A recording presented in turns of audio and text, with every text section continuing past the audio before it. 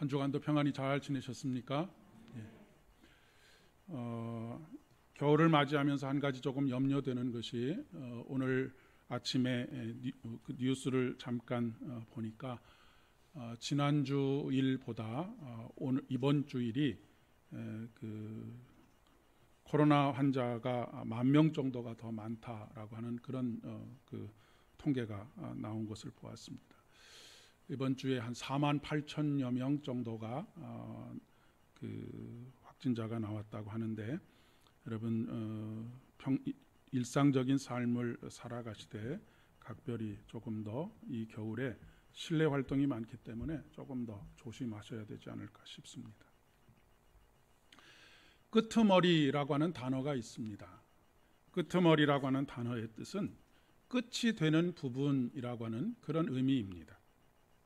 하지만 조금 더 적극적으로 해석을 해보면 끝에 있는 머리, 끝의 머리라고 그렇게 해석해 볼 수 있을 것 같습니다. 그러니까 끄트머리를 붙잡았다라고 하는 말은 맨 꼬랑지를 붙잡았다라고 하는 의미도 있을 수 있겠지만 끝에 머리를 붙잡았다라고 하는 그런 이야기입니다. 그렇기 때문에 끝은 마지막이 아니라 언제나 새로운 시작입니다. 절망의 끝자락에서 희망이 다시 시작합니다.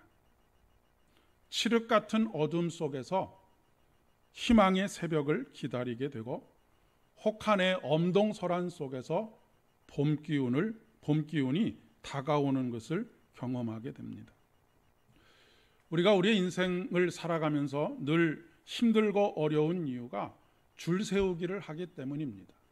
맨 앞에 선 사람, 그 뒤에 선 사람, 그래서 그렇게 세워진 줄이 맨 마지막 끄트머리에 서는 사람.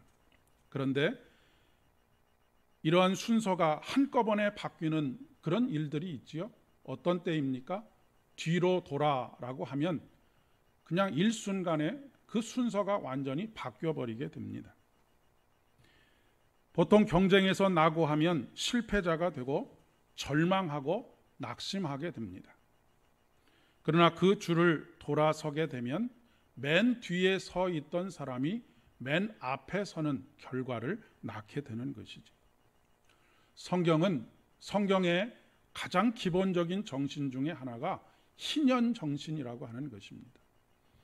50년이 되는 때에 모든 것이 다 제자리로 돌아오는 것입니다. 새롭게 시작할 수 있도록 하는 것이 바로 하나님 나라의 원리입니다. 오늘 성서 일과의 본문들은 마지막 날에 대한 이야기를 계속하고 있습니다.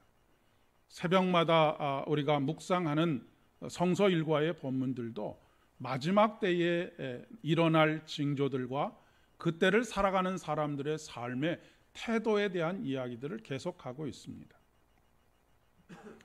그리고 그 가운데 우리 신앙인들이 어떻게 살아가야 하는가라고 하는 것을 가르쳐주고 있습니다.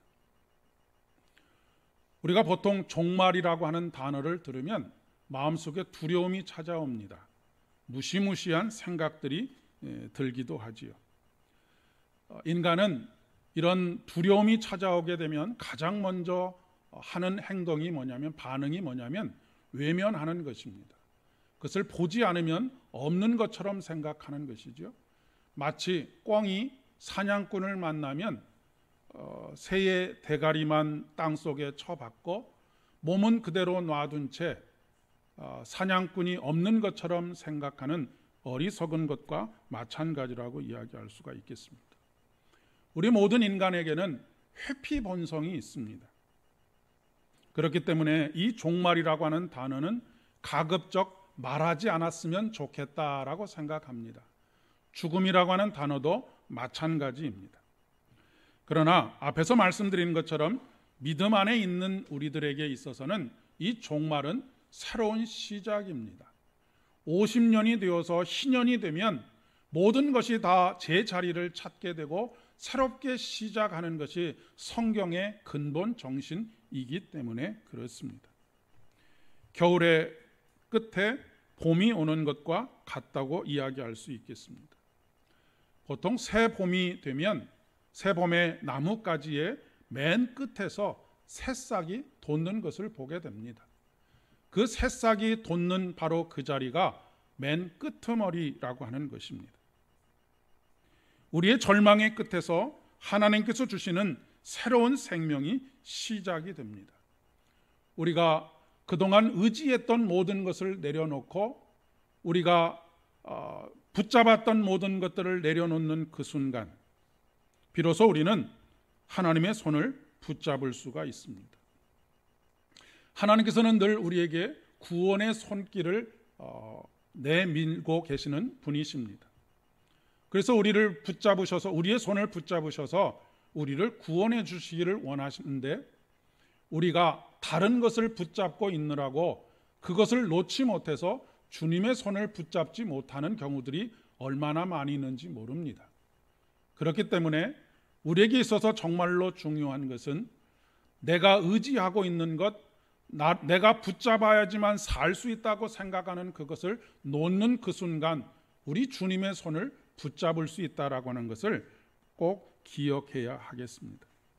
한 손으로 두 가지를 붙잡을 수가 없습니다. 그래서 우리에게 이렇게 말씀하십니다. 한 사람이 두 주인을 섬길 수 없느니라 라고 말씀하시는 이유가 바로 여기 있습니다. 분명한 것은 하나님의 날개 품 아래에서 살아가는 사람에게는 마지막 날이 기쁨과 감격과 환호가 있는 날이 되겠지만 그렇지 않은 사람에게는 그동안 붙잡았던 모든 것들을 다 잃어버리고 마는 절망의 날이 되고 마는 것이죠. 이제까지 좋았던 그 모든 날들이 끝나기 때문에 그렇습니다. 교회력이 새롭게 시작되는 대림절이 되기까지 조금 전에도 말씀드렸지만 우리는 매 주일 종말과 관련된 말씀들을 들어왔습니다. 교회력에서 마지막 주일이 가까워온다라고 하는 것은 곧 다른 말로 이야기하면 대림절이 가까워온다. 우리 주님께서 오시는 날이 가까워온다라고 하는 그런 이야기입니다. 그리고 그 절정에 다음 주에 있게 되는 추수감사주일 역시 마지막 심판과 맞닿아 있습니다. 하나님께서는 우리의 인생에 어떻게 추수했는지, 어떻게 일해왔는지, 얼마나 착하고 충성된 종으로 살아왔는지를 판단하시기 때문에 그렇습니다.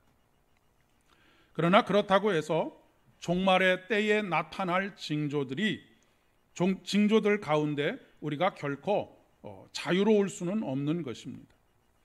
오히려 종말의 그 징조와 어둠의 깊음이 더 깊어질 수 있습니다. 동이 트기 직전이 가장 어둡다라고 말하는 것처럼 우리의 종말의 시간이 깊어지면 깊어질수록 우리의 삶은 세상의 어두움에 휩싸일 수밖에 없다라고 하는 그런 이야기입니다. 이 어둠의 날에는 어둠의 세력들이 활개를 치게 됩니다. 그들의 세상인 것처럼 보이게 되는 것이지요. 악이 횡행하고 선을 행하려고 하는 사람들에게 있어서는 삶이 무기력하게 보이기까지 합니다. 어둠이 절대로 물러가지 않을 것 같은 그런 두려움에 사로잡히게 되지요. 우리가 보통 그 친일 변절자라고 하는 그런 이야기를 할 때에 이들에게 물어보면 한결같은 대답이 무엇이냐면 이 일제강점 시대가 영원히 끝나지 않을 것 같아서 이 체제의 나를 순응해서 살아가야만 되겠다라고 그렇게 생각하게 되었다라고 하는 그런 이야기입니다. 종말에 대한 이 종말이 하나님의 새로운 시작이라고 하는 것이 아니라 이 종말이 그 마음에 두려움으로 찾아오게 되고 불안과 걱정으로 찾아오게 되면 하게 되는 행동이 무엇이냐면 초대교회에서 수없이 많이 일어났던 배교라고 하는 것입니다. 특별히 예수님 당시의 이스라엘의 상황이 그랬습니다. 모든 길은 로마로 통한다라고 말할 정도로 로마 제국의 막강한 힘은 절대적이었다라고 이야기할 수 있습니다. 그들을 등에 업은 헤롯 대왕과 그 헤롯 대왕의 아들들의 세력 또한 막강했습니다. 그리고 이스라엘의 절대 권위를 상징했던 예루살렘 성전은 웅장하고 화려하기까지 했습니다. 그런 상황 속에서 너희 보는 이것들이 날이 이르면 돌 하나도 돌 위에 남아있지 않을 것이다 라고 말씀하시는 예수님의 말씀은 허무맹랑한 말씀이고 황당한 말씀으로까지 들려지기도 합니다.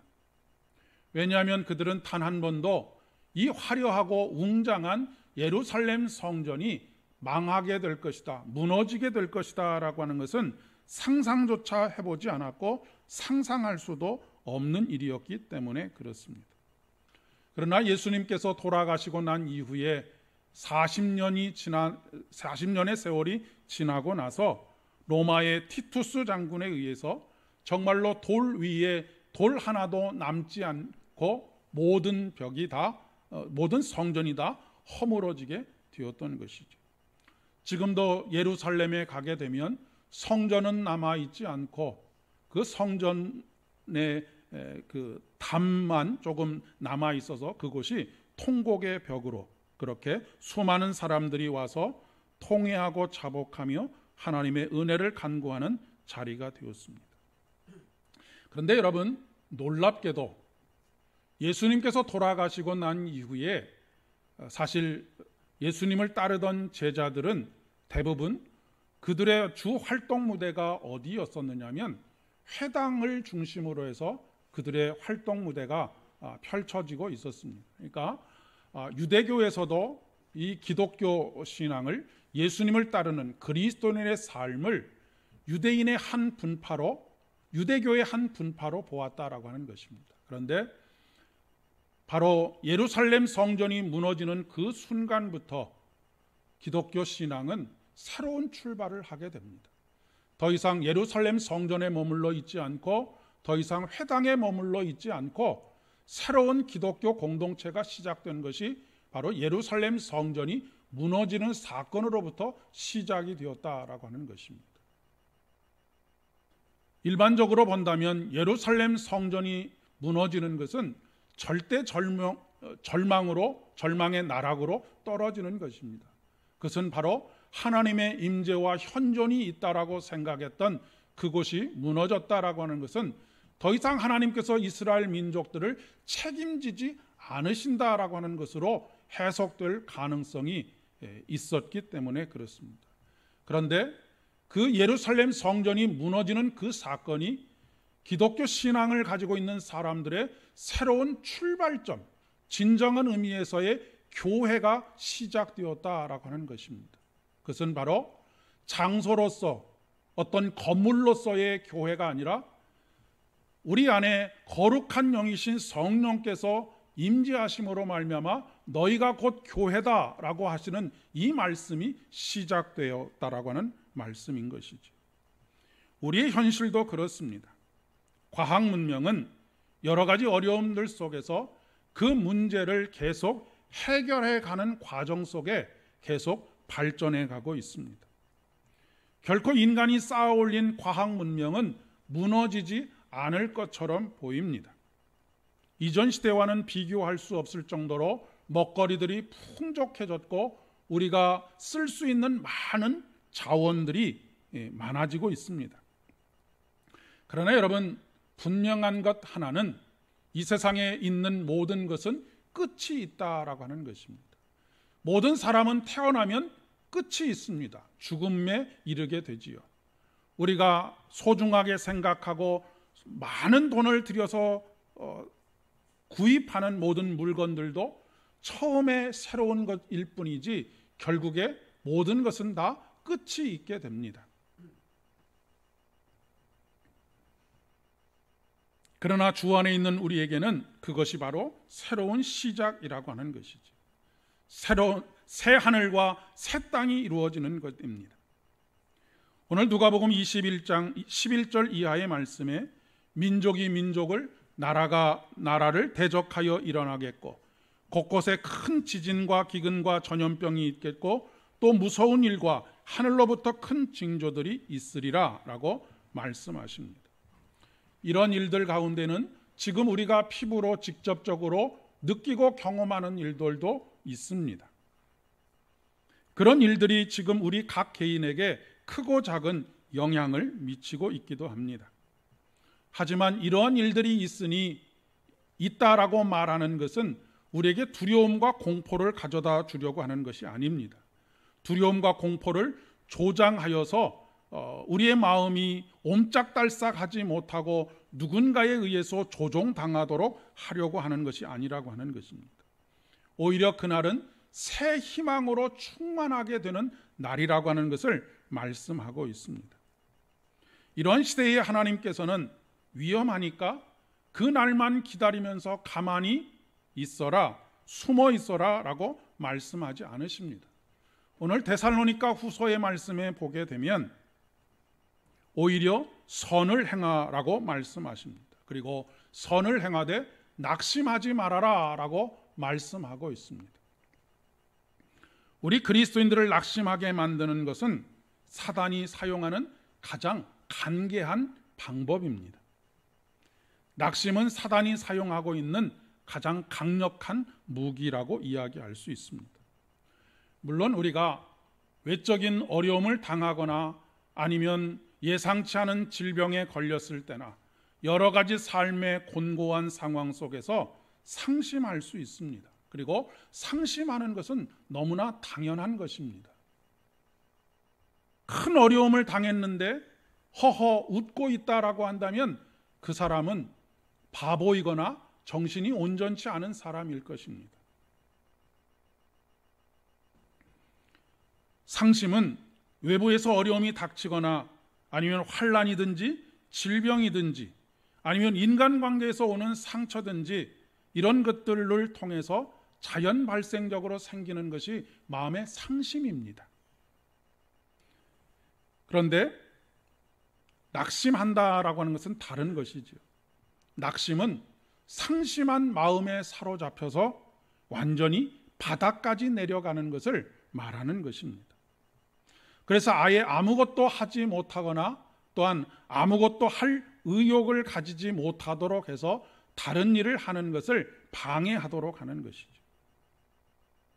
우리가 상심하는 마음은 막을 수가 없습니다. 그러나 낙심하는 데 이르는 것은 얼마든지 막을 수 있는 것이죠. 지혜자는 우리에게 이렇게 말씀하십니다. 무릇 지킬 만한 것보다 더욱 내 마음을 지키라. 생명의 근원이 이에서 남이니라 라고 말씀하십니다. 이번에 이영진 목사가 아프면서 끊임없이 곁에서 했던 제가 나누었던 이야기는 단 한 가지입니다. 오늘 내디뎌야 할 한 걸음만 내딛자라고 하는 이야기였습니다. 그리고 그 한 걸음을 우리 주님과 함께 동행하자라고 하는 말이었습니다. 내일 일은 내일이 걱정하도록 하자. 그런데 그 내일이 하룻밤을 자고 내일이라고 하는 날을 맞이했더니 그날은 내일이 아니고 다시 오늘이었습니다. 그래서 걱정하지 않고 오늘을 살아냈던 것이지요. 정확하게 말하면 걱정하지 않은 것이, 마음에 상심하지 않은 것이 아니라 낙심하지 아니하고 걱정과 염려와 상심한 마음을 우리 주님께 맡겨드렸던 것입니다. 그런데 오늘을 살지 않고 내일을 사는 사람들이 있습니다. 오지도 않을 내일, 결국 그날이 되면 오늘인데 그 날을 걱정과 염려 속에서 두려움 속에서 사는 사람들입니다. 내일에 사로잡혀 오늘 해야 할 일들을 하지 않는 사람인 것이지요. 그리고 일을 만드는 사람입니다. 데살로니가 교회 성도들 가운데도 그런 사람들이 있었습니다. 어차피 종말이 올 것인데 오늘 일을 해서 무엇 하는가? 그래서 자신들은 일을 하지 않고 열심히 선을 행하고 일을 하는 사람들의 수고와 땀으로 오늘을 살아가는 사람들이 있었다라고 하는 그런 이야기입니다. 그런 사람들에게 사도 바울은 주 예수 그리스도 안에서 권하기를 조용히 일하여 자기 양식을 먹으라라고 권면하고 있는 것입니다. 우리가 선을 행하되 낙심하지 말지니 피곤하지 아니하면 때가 이름에 거두리라 라고 갈라디아서 6장 9절에서 말씀하고 있습니다. 때가 이름에 거두리라 라고 하는 것입니다. 그리고 이어서 그러므로 우리는 기회 있는 대로 모든 이에게 착한 일을 하되 더욱 믿음의 가정들에게 할지니라 라고 말씀하십니다. 누누이 말씀드리지만 성경에서 말하는 선을 행한다, 착한 일을 한다라고 하는 것은 도덕적이거나 윤리적인 것만을 의미하는 것이 아닙니다. 오히려 하나님께서는 성령을 위하여 심으라 라고 말씀하십니다. 성령을 위하여 심는 자는 성령으로 거두리라 라고 말씀하십니다. 도덕적으로 착한 일을 하고 선한 일을 한다라고 하는 것이 나쁘다, 쓸모없다라고 하는 것이 아니라 도덕적으로 선하고 착한 일을 한다고 해서 성령의 열매를 맺을 수 있는 것은 아니다라고 하는 그런 말씀입니다. 성령에 의해서 심는 사람만이 성령의 열매를 맺을 수 있다라고 하는 그런 의미인 것입니다. 착한 일을 하고 선한 일을 하는 것으로는 사람들에게 칭찬을 받을 수는 있을지 몰라도 그것으로 인하여서 생명을 얻을 수는 없다는 말씀입니다. 생명은 생명을 심을 때 생명을 얻을 수 있는 것이지 단순히 윤리적이고 도덕적인 선을 행한다고 얻을 수 있는 것이 아니라고 하는 말씀입니다. 때가 이름에는 단순히 마지막 날, 예수님께서 재림하시는 그날만을 의미하는 것은 아닙니다. 여기서 말하는 때는 하나님께서 우리의 삶에 개입해 오시는 때입니다. 이것을 카이로스의 시간이라고 그렇게 이야기를 합니다. 우리가 흘러가는 시간을 매일매일 하루, 이틀, 3일 이렇게 살아가고 있지 않습니까? 그것을 크로노스의 시간이라고 한다면 카이로스의 시간은 하나님께서 개입해 오시는 시간입니다. 그런데 어떤 사람은 일평생을 살아가면서 이 카이로스의 시간, 하나님께서 자신의 삶에 직접적으로 개입해 오시는 이 순간을 한 번, 두 번 아니면 여러 번 경험하는 사람이 있는가 하면 어떤 사람은 매일매일을 카이로스의 시간, 즉 하나님께서 개입해 오시고 말씀하시고 그 말씀에 순종하는 시간으로 만들어 살아가는 사람들이 있다라고 하는 것입니다.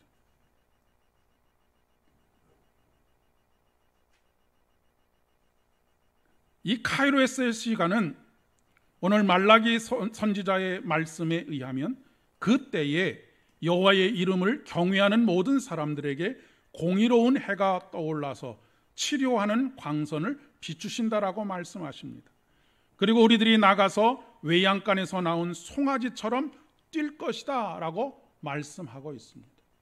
여러분의 삶의 매일 매 순간이 카이로스의 시간, 바로 하나님께서 여러분의 삶에 개입해 오시는 시간, 치료하는 광선을 비추시고 우리에서 나온 송아지처럼 뛰게 되는, 큰 기쁨으로 충만케 되는 복된 하루하루가 되어주실 수 있기를 진심으로 축복합니다.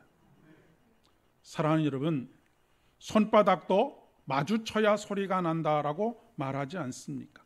이 카이로스의 시간은 하나님과 우리가 서로 손바닥을 마주치는 시간입니다. 그리고 하나님께서는 그 과정들 속에서 오늘 누가복음의 말씀을 통해서 보면 너희 머리털 하나도 상하지 않게 하실 것이다 라고 말씀하십니다. 그리고 19절의 말씀에 결론적으로 너희의 인내로 너희 영혼을 얻으리라 라고 말씀하고 있습니다. 어찌 보면 어둠의 시간은 우리의 인내를 요구하는 시간입니다. 그 인내는 단순히 그 시간을 참아내는 인내가 아니라 바로 하나님께서 다가오시는 하나님과 손바닥을 마주치게 되는 그 순간을 기다리는 인내입니다. 그리고 그 인내의 순간, 인내의 시간들이 지나고 하나님과 손바닥을 마주칠 때에 바로 너희 영혼을 얻으리라 라고 말씀하고 있습니다. 매일매일을 그때로 살아가시는 여러분 되실 수 있기를 진심으로 축복합니다. 하나님께서 여러분 한 분 한 분의 삶에 개입해 오시는 시간입니다.